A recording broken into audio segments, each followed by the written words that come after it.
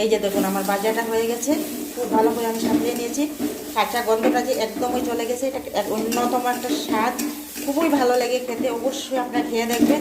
নিরামিষ চলছে তাই কি করব, মুসুর ডাল খাবো না তাই কি ডালের বুনো খাবো না? বুনো খেতেই হবে, তাই আমি ডাল বোনা করছি। এই যে দেখুন খুব ভালো হচ্ছে, কিন্তু গন্ধটাও খুব সুন্দর আর অন্যতম একটা স্বাদ লাগবে খেতে। অবশ্যই করে খেয়ে দেখবেন। নামানোর আগে ধনে পাতা, কাঁচা লঙ্কা, টমেটো, অল্প ঘি ছড়িয়ে দিলে তার কথা হবে না, অল্প গরম মশলা দিলে লাজবাব, খুব সুন্দর হবে। বন্ধুরা অবশ্যই আমার পাশে থাকবে, লাইক করবে, কমেন্ট করবে, শেয়ার করবে। ভুল হলে অবশ্যই ক্ষমা করবেই আপনারা। আমি টাইমলি ভিডিও দিতে পারি না, কেন আমার বাইরে করে অনেক কাজ থাকে, তাই অসুবিধা হয়ে যায়।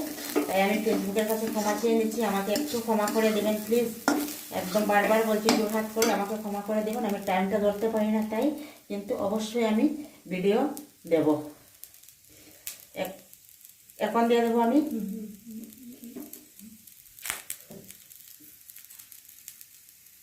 এটার মধ্যে, এখন দিয়ে দেব গরম জলটা। এই যে দিয়ে দিলাম গরম জল, হয়ে গেলে রেডি। আর বাকি উপকরণগুলো পরে দিয়ে দেবো। এখন ঢাকা দিয়ে দেবো।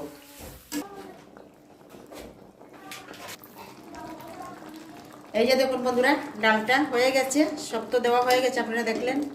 আর এখন দেব এই যে টমেটো আর কাঁচা লঙ্কা রেখেছিলাম, এগুলো দিয়ে দেবো। দিয়ে বেশি সিদ্ধ করবো না, নামিয়ে নেব। Bye bye, tata.